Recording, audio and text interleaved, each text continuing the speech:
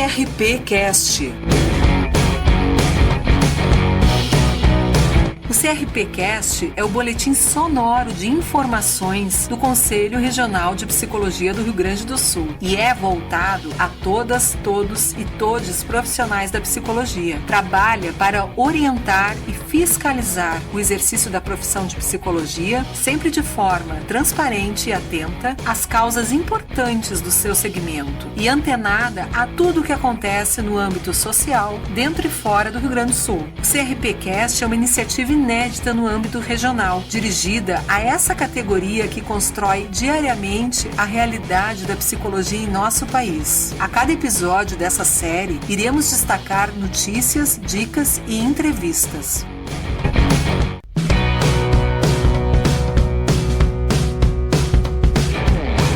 Bem-vindas, bem-vindos e bem-vindes. Eu sou Leocádia Costa e este é o 30º episódio do CRP Cast. Na roda de conversa deste episódio, vamos falar da relação da psicologia com a justiça, no âmbito do Sistema Único de Saúde, o SUS, e no Sistema Único de Assistência Social, o SUAS. Para esse debate, contamos com a participação das psicólogas Marina de Paul Ponivas e Giovana Silva Ferreira, e a mediação da conselheira Eliana Sardi Bortolom. No quadro Psi-o-Quê, a conselheira Lívia Caldieraro de Souza fala sobre consentimento. Nas locuções, temos a colaboração do conselheiro Ademiel de Santana Júnior.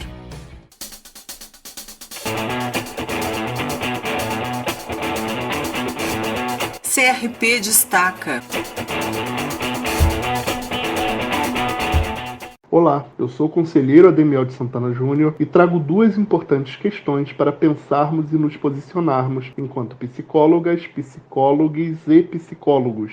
A grave crise humanitária que atinge o povo Yanomami levou o Conselho Federal de Psicologia a somar-se aos manifestos de solidariedade a essa comunidade e repudiar a sistemática violência a qual têm sido submetidas populações indígenas no país, em um quadro que se caracteriza como genocídio. Entre 2019 a 2022, um total de 570 crianças Yanomami morreram de causas evitáveis, um aumento de quase 30% em relação aos 4 anos anteriores. Desnutrição severa, exposição ao mercúrio, malária e outras doenças têm também atingido anciãs e anciãos, grupo que tem um papel fundamental na memória e transmissão da cultura indígena. O fato das maiores vítimas dessa situação serem crianças e idosos, integrantes valiosos para que um grupo se constitua e perpetue, reforça-se a tese do genocídio. Acrescente-se a constante violência sexual perpetrada contra mulheres e meninas Yanomami, e tem-se aí um gravíssimo problema de justiça e direitos humanos, como destacou o Conselho Federal de Psicologia em posicionamento publicado recentemente. Para o CFP, a atual crise humanitária é fruto de uma política deliberadamente anti-indígena e necroliberal do último governo federal, que se caracterizou pela negligência nas ações de saúde e proteção dos direitos a essa população, inclusive com o avanço de garimpo ilegal em terras Yanomami. Nesse sentido, reforçamos que é preciso não apenas responsabilizar devidamente os envolvidos, mas restabelecer a função constitucional do Estado brasileiro na efetivação dos direitos e da assistência adequada a essa população.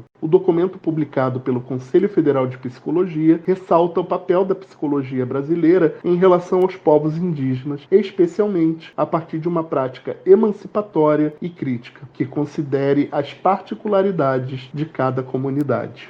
O Conselho Federal e os Conselhos Regionais de Psicologia de todo o país estão atentos ao projeto de lei número 3081 de 2022, que busca revogar 86 leis e decretos que regulamentam dezenas de profissões, entre elas a psicologia. O sistema Conselhos já está em articulação com um conjunto de pessoas estratégicas e outras entidades profissionais para atuar em cada uma das etapas dos trabalhos na Câmara dos Deputados e barrar essa tentativa de retrocesso. A propositura do projeto de lei integra um conjunto de ações que tentam precarizar as condições de trabalho e desvalorizar o desenvolvimento ético, técnico e científico. Esse movimento reforça a importância de manter os esforços para a aprovação dos projetos de lei das 30 horas, o PL 1214 de 2019 e o piso salarial para a categoria, PL 2079 de 2019. Nós, do Conselho Regional de Psicologia do Rio Grande do Sul, também reafirmamos nosso compromisso de estar atentos a esse conjunto de proposições, sempre em defesa da categoria e da sociedade.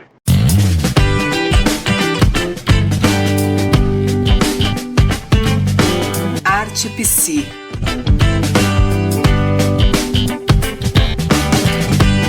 No Arte Psi desta edição, trago 2 lançamentos para pensarmos na luta antirracista. A primeira dica é do livro Bicha Preta e Americana, contação de histórias dos becos à ancestralidade, escrito pelo psicólogo Zeca Amaral e produzido pela editora Apris. A obra conta histórias com perspectivas plurais, promovendo alianças antirracistas e pistas na descolonização do pensamento, além de usar alusões artísticas para exemplificar modos de lutas anticoloniais como forma de repensar relações raciais e seus impactos na saúde mental da população negra, desde as formações teóricas até a atuação profissional. Já a segunda dica é do vídeo Sem Respeito à Memória Não Há Mudança, 20 anos da Lei número 10.639 de 2003 no Brasil. Essa é a lei que estabelece a obrigatoriedade do ensino da história e das culturas afro-brasileira e africana nos ensinos fundamental e médio. O vídeo foi produzido pelo Projeto SETA, Sistema de Educação por uma Transformação Antirracista, e lançado agora em janeiro. A produção traz desenhos que traçam uma linha do tempo, mostrando fatos históricos da luta antirracista nacional e internacional. O vídeo pode ser visto no canal do YouTube do Projeto SETA.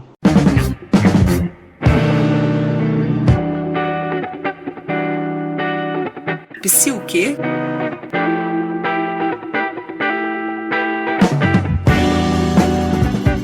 Diante dos altos índices de violência contra as mulheres, convidamos a uma reflexão sobre o termo consentimento. Saber que um não é um não e entender que o consentimento deve ser mútuo, voluntário e informado são alguns aspectos de cuidado que precisam estar presentes em uma relação. Convidamos a psicóloga Lívia Caldieraro de Souza, conselheira do CRPRS, a falar sobre o conceito de consentimento e de que forma a psicologia entende esse cuidado.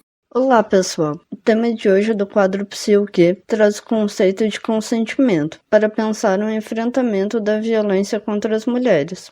O termo foi pensado levando em consideração as festividades e os relacionamentos interpessoais entre parceiros, que podem extrapolar a diversão e se tornarem denúncias de assédio ou importunação sexual. Só no carnaval que passamos, o aumento de casos de violência sobe aproximadamente em 20%. Cabe refletir sobre os altos índices de violência contra as mulheres, articulados com o machismo operante em nossa sociedade, para que percebamos quão sintomáticas podem ser. A exemplo, que o consentimento não seja reconhecido quando mulheres estabelecem seus limites. Eles são por vezes relativizados. Ela disse que não, mas queria. Ou ela estava usando roupas curtas, pedindo por isso. Ou é carnaval, tudo é permitido. O problema vai mais a fundo, pois o machismo enraizado em nossa sociedade faz com que muitas mulheres, vez ou outra, também associem seus próprios desejos e sexualidade como dependente das vontades dos homens, como se devessem acatar essas investidas, o que acarreta em diversos sentimentos de culpa quando sofrem a violência. Lembrando sempre a importância de validar que não é não, e que não há diversão alguma quando há opressão, coerção, chantagem para dissuadir o não e buscar um sim forçosamente, seja em um casamento, namoro ou em festas por pessoas aleatórias. E vai além de verbalizar que não é não, porque precisamos levar em consideração as expressões não verbais que sinalizam o desconforto. O que isso quer dizer? retomando que o consentimento é um termo muito importante na luta contra a violência e significa que a pessoa tenha consciência e discernimento para dar permissão ao ato, seja em tocar a pessoa, em beijar ou o ato sexual. E isso precisa estar posto no momento de forma objetiva entre ambos. Também não é estático e garantido, porque os desejos podem mudar. A pessoa inicialmente pode demonstrar interesse e mudar de opinião ao longo do ato e decidir por parar. São sempre negociáveis e renegociáveis, devendo ser respeitados quando alterados. Darei alguns exemplos práticos, mesmo que eu possa estar esquecendo de outros, de como pode ler essas situações. Se ela sai do espaço onde ambos estão, se ela empurra, se estiver bêbada, é não. Se ela estiver em dúvida, é melhor recuar. Nem sempre a dúvida é um sim, talvez em outro momento. Se ela resolve deixar rolar, mas que em determinado momento cansou ou não quer mais, pare. As mulheres devem ter seus desejos acolhidos e respeitados. É importante salientar: fazer sexo com alguém inconsciente, dormindo ou em coma alcoólico é estupro. Precisamos ter entendido até aqui que uma pessoa só pode ter consentido se ela tiver condições necessárias para entender o que está acontecendo e o poder para decidir sobre o que deseja ou não. Para finalizar, saliento que tais questões são importantes para a psicologia, na hora que acolhemos as mulheres que passaram por situação de violência, para que possamos escutar as nuances sutis que perpassam o impacto do não consentimento e possamos dar a devida atenção na escuta clínica desses casos. E deixo uma recomendação de um vídeo do YouTube da Valesca Zanello, intitulado "Mulheres sofrem na vida privada e profissional com machismo histórico", aponta a pesquisadora, e um texto na página Papo de Homem, intitulado "Quando ela diz não, quero dizer sim, o erro que ainda persiste em aparecer", do colunista Marcelo Ivanovic. Roda de conversa.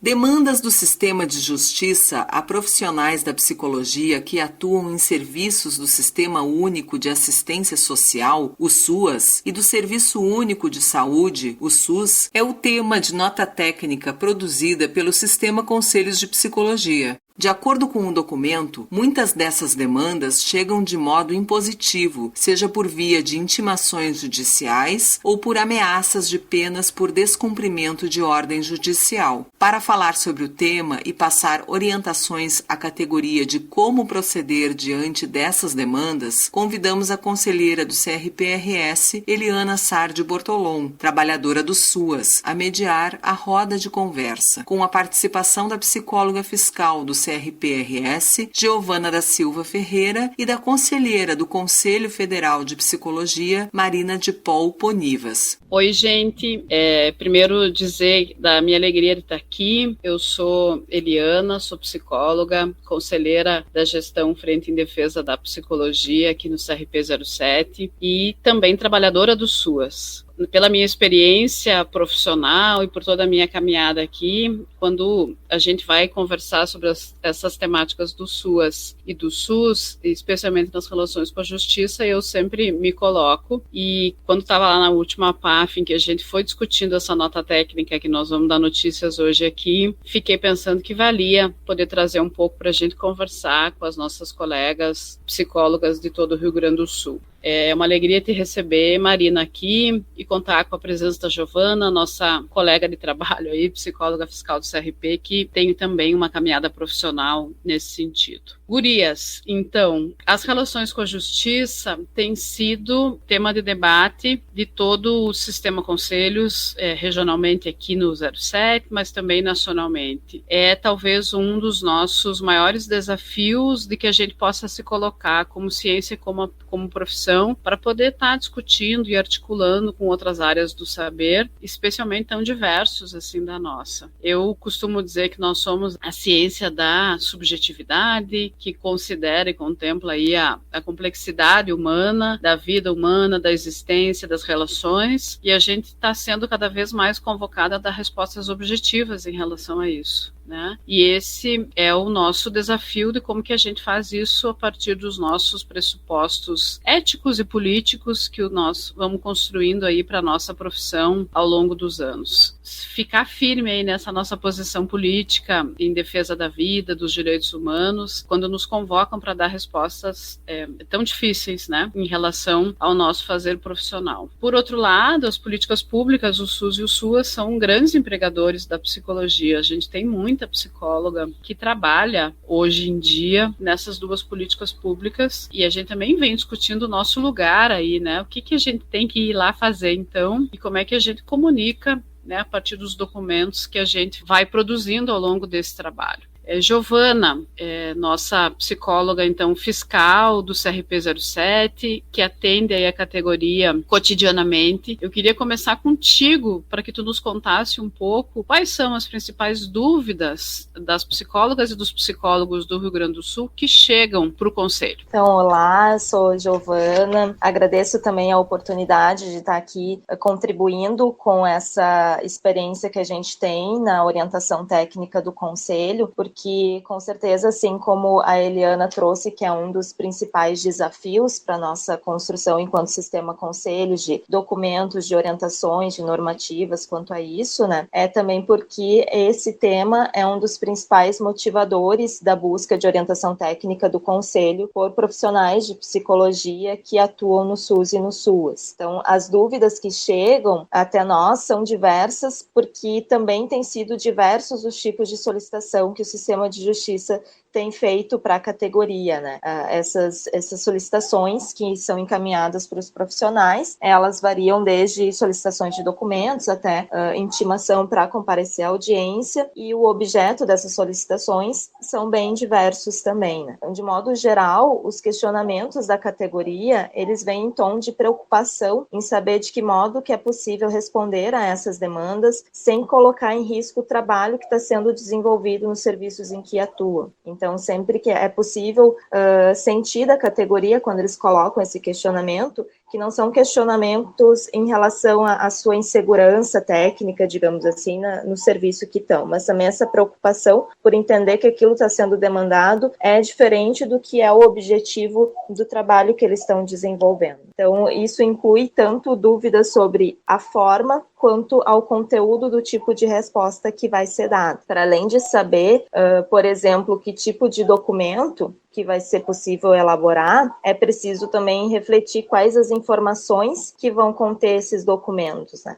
Ou, no caso das intimações, quais seriam as intimações para audiências, né? Quais seriam as informações que vão ser prestadas frente ao sistema de justiça. Então, acho que dá para dividir entre esses dois lados, assim, que um é em relação ao que vai ser elaborado como resposta, né, como documento, ou o que vai ser prestado de informações numa audiência, e o outro lado também que muitas vezes chega é também a relação dentro dos próprios serviços, também com a gestão, tanto do serviço em que atuam, quanto com a gestão municipal, né? Então, às vezes, tem também essa questão dos fluxos internos dos serviços ou dos municípios, que também na nota técnica vai ser abordado, né, que além da necessidade da categoria ter orientações e ter normativas que vão fundamentar essas respostas que vão ser elaboradas para o sistema de justiça, também uma necessidade dos serviços e das gestões municipais trabalharem em cima de fluxos para respostas dessas demandas, né? Entender que muitas vezes essas solicitações não chegam nem diretamente para psicólogas que estão atuando lá, mas às vezes é para o serviço, né? Mas, dependendo do tipo de pergunta que está sendo feita, já vai direcionado diretamente para a psicologia, né? Mesmo às vezes não sendo uma demanda da psicologia. Então, tem esses dois lados. Quando é muito específico para a psicologia, da categoria vir buscar o conselho para refletir sobre qual a forma mais adequada de responder a isso, sem prejudicar o trabalho, sem prejudicar os usuários que estão sendo atendidos, e também esse outro lado de como fazer com que no serviço em que atua, no município em que atua, isso possa ser melhor desenhado, delineado junto às suas gestões, para que próximas demandas já sejam melhor direcionadas e melhor respondidas, né? Então, acho que tem esses dois pontos que acabam direcionando essas dúvidas da categoria para o Conselho. Obrigada,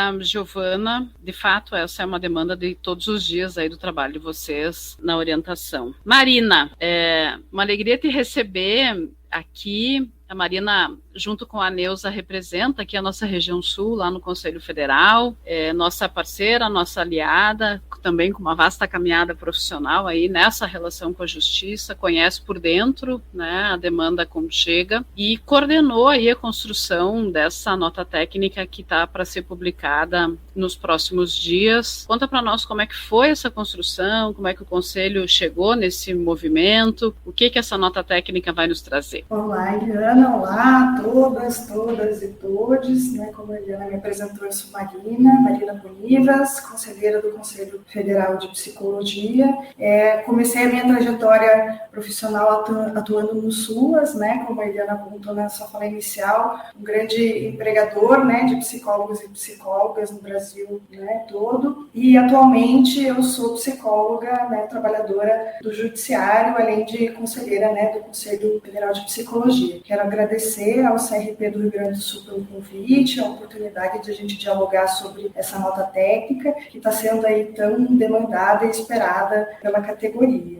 A nota técnica, ela foi construída no Sistema Conselhos de Psicologia a partir de uma demanda da categoria que participa, né, dos congressos regionais de psicologia, do Congresso Nacional de Psicologia, e vem apontando, né, para o Sistema Conselhos a necessidade de diretrizes, de orientações a respeito da problemática. Essa problemática, né, do transbordo do sistema de justiça para as políticas públicas surgiu a primeira vez no Sistema Conselhos de Psicologia aproximadamente no ano de 2014. Né? E foi nesse mesmo ano, então, que o Sistema Conselhos instituiu na nossa APAF, que é a Assembleia das Políticas Administrativas e Financeiras do Sistema Conselhos, um grupo de trabalho, né, no qual eu coordenei, como a Eliana apontou. Esse grupo de trabalho, ele contava com a representação de 5 CRPs, né, essas 5 regiões do Brasil, que tinham, então, a tarefa de construir a nota técnica que foi recentemente aprovada na APAF e em breve, né, será publicada e terá sendo então, né, de acesso a toda a categoria. A nota técnica, ela tem o objetivo, né, de orientar a psicóloga e o psicólogo do SUAS e do SUS na elaboração das respostas às demandas oriundas do sistema de justiça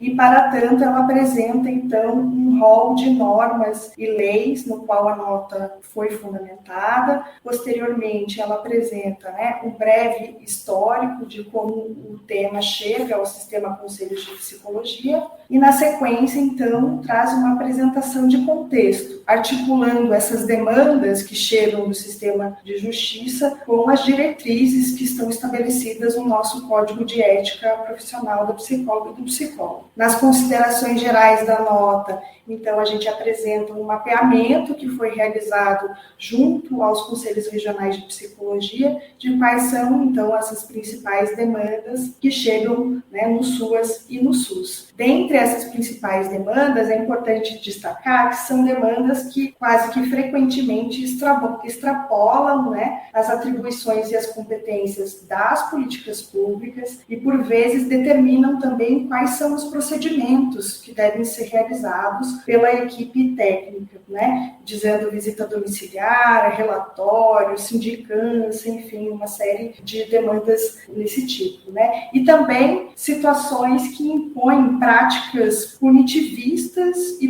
policialescas, produzindo prejuízos para os usuários das políticas públicas e, logicamente, também produzindo uma judicialização da vida, né? E esses usuários acabam, então, sendo desamparados e desassistidos pelos profissionais que acabam tendo que atender às demandas do sistema de justiça. Diante desse cenário, a nota traz, então, um conjunto de recomendações de como, né, seriam possíveis respostas, né, a serem elaboradas pelos profissionais da psicologia. E, por fim, nos anexos, aponta as diretrizes gerais para o retorno das solicitações judiciais. Obrigada, Marina.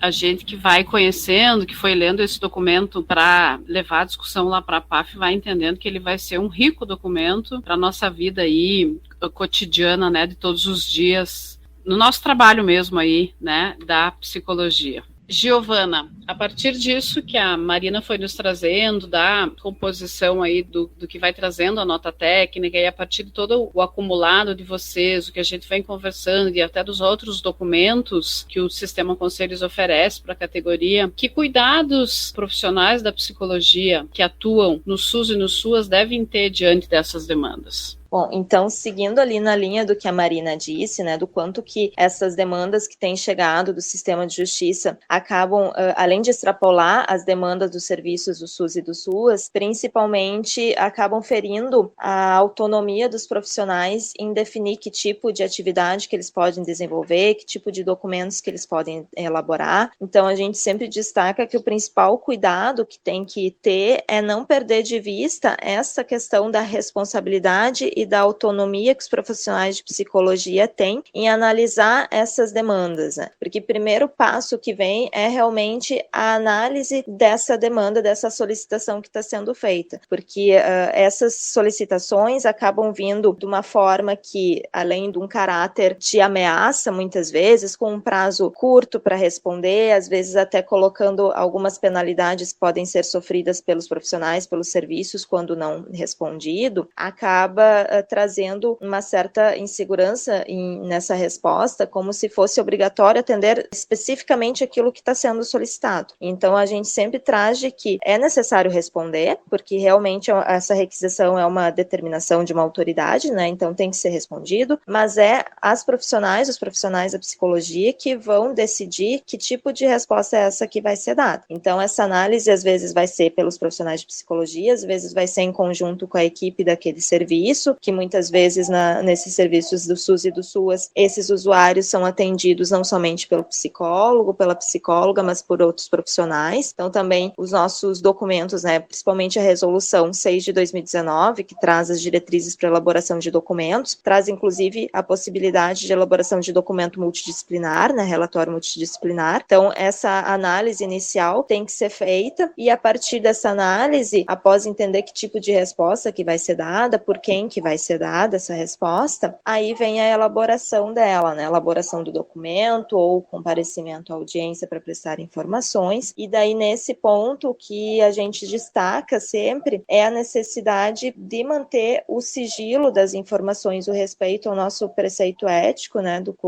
traz já o Código de Ética quanto ao sigilo, não só ao comparecer na audiência, ao prestar informações verbais, orais, né? Mas também nos documentos, né? A Resolução 6 de 2019 traz isso de que o sigilo vai ser respeitado também na elaboração de documentos. O que vai ser trazido ali é o que a profissional considera como estritamente necessário frente àquela demanda e frente ao que é o contexto daquela pessoa que está sendo trazida ali, né? Sobre quem que se está falando, daquela pessoa ou daquela família, né? Então, essa resposta tem que considerar a necessidade do respeito ao sigilo e a necessidade, acima de tudo, de respeitar os demais preceitos éticos e técnicos nossos, né? Então, como foi falado ali anteriormente, tanto pela Marina como pela Eliana, a gente vai ter essa nova nota técnica que vai nortear essas respostas, vai trazer uma boa base para fundamentar essas respostas também, às vezes quando necessário responder de forma a justificar que não vai ser dado aquilo que foi determinado, né? Não vai ser feita aquela avaliação psicológica que foi determinada, não vai ser respondido aquela pergunta específica que foi trazida, é necessário justificar por que não, né? Justificar com base na nossa legislação profissional, né? No nosso Código de Ética, na Resolução 6 de 2019, nas demais notas técnicas que já foram elaboradas anteriormente, né? Ou outras legislações dos próprios serviços de saúde, né? Tipificações, legislação municipal, legislação federal, que a nota técnica também vai trazer ali, né? Quais são os documentos, além dos documentos da profissão, outros que podem servir como uma base para fundamentar esses documentos, essas respostas que vão ser produzidas. E também, né, outra coisa para destacar, que nunca é demais repetir, de que o Conselho está sempre à disposição da categoria, né? Então, não sintam-se em nenhum momento inseguras em recorrer a nós. Antes de responder, antes de analisar, né, nesse primeiro passo da análise da demanda, buscar o Conselho Regional para ter essa referência de como responder adequadamente, né, de não se colocar estar em risco, que a nota técnica traz de que, às vezes, a própria demanda,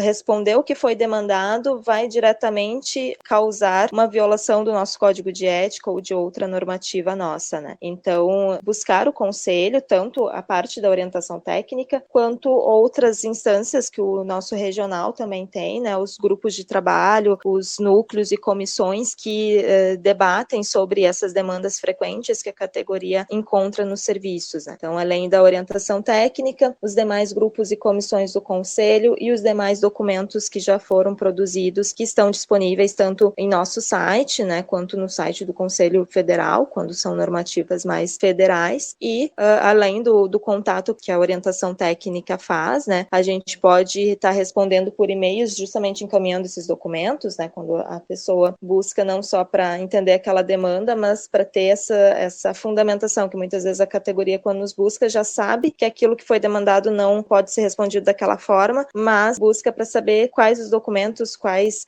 legislações que ela pode justificar, trazer ali nas referências da sua resposta, né? Então, sempre ter em mente isso, né, de que o Conselho está ali para auxiliar nessas respostas também. Obrigada, Giovana. Eu acho bem importante isso que tu vai dizendo, porque reflete um pouco desse, eu entendo que um novo tempo, assim, de que a gente vai vivendo, do sistema conselhos com a categoria e do próprio sistema conselhos com seus diálogos e as suas interfaces institucionais. É preciso que a categoria esteja presente, esteja junto, demande o conselho. Essa nota técnica de que nós estamos falando só existiu por uma provocação das psicólogas, né? É preciso que a gente entenda isso. Nós demandamos, enquanto profissionais da psicologia, para que o sistema conselhos responda às nossas inquietudes e às nossas necessidades. Então, essa nota técnica é uma entrega nesse sentido para ajudar a gente a trabalhar.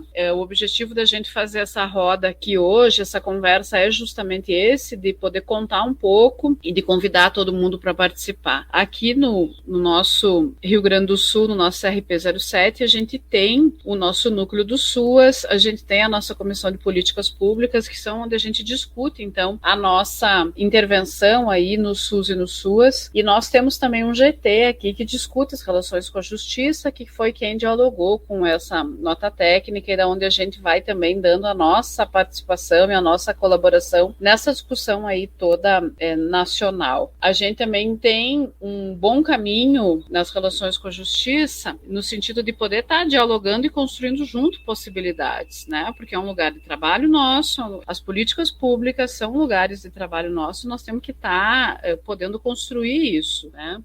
Marina, para encerrar aqui a nossa conversa, queria que tu contasse para nós de que forma que o Sistema Conselhos de Psicologia vem trabalhando essa relação com o judiciário nesses últimos tempos. Então, Helena, o sistema conselhos, ele vem trabalhando no campo da orientação e fiscalização, né, que é a nossa atividade principal. É no campo da orientação, então, que surge essa nota técnica.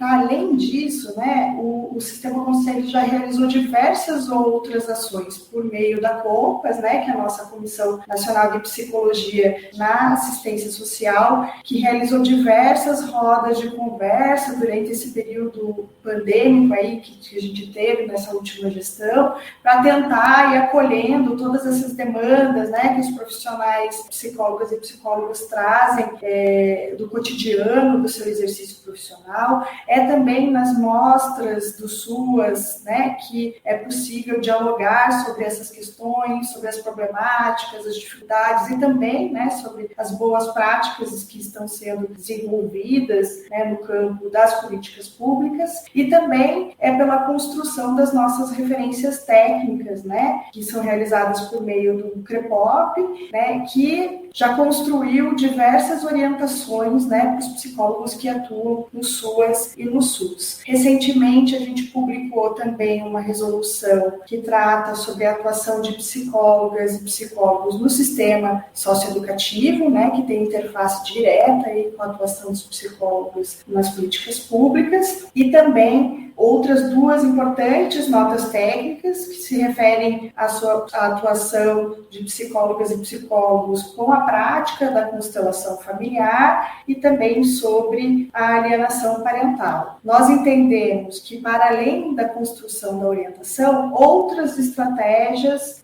com base nas atribuições dos conselhos profissionais, elas também são necessárias e, por isso, vêm sendo desenvolvidas pelo Sistema Conselhos de Psicologia, que é o diálogo com o Conselho Nacional de Justiça, em âmbito nacional, mas também entendemos a necessidade e importância de um diálogo permanente com os tribunais de justiça em todos os estados, da federação, porque é nesse diálogo que a gente constrói estratégias, de intervenção. Nós temos também a compreensão de que a publicação dessa nota técnica só por ela, sozinha, não é o suficiente.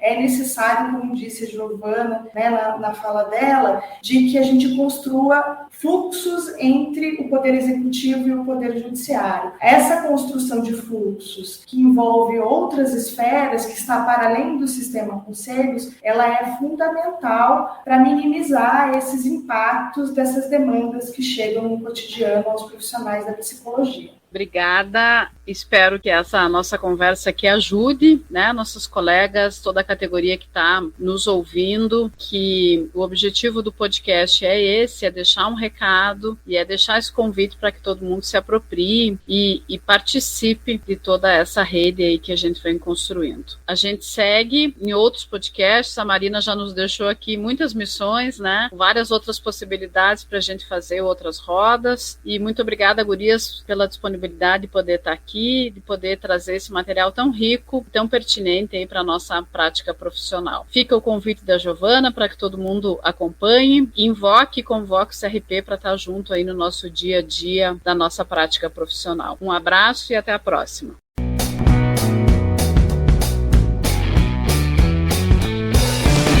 Esperamos que tenham gostado do 30º episódio do CRPcast. A série de episódios estará disponível nas plataformas Spotify, Deezer e canal de YouTube do CRPRS. Convidamos vocês para conhecerem o nosso site www.crprs.org.br e seguirem as nossas redes sociais no Instagram, Twitter, Facebook e LinkedIn, mantendo assim a nossa conexão virtual em dia. Contamos com a sua escuta no próximo CRPcast, com novos temas e assuntos sintonizados sempre com você. Um tchau para todas, todos e todes e até breve.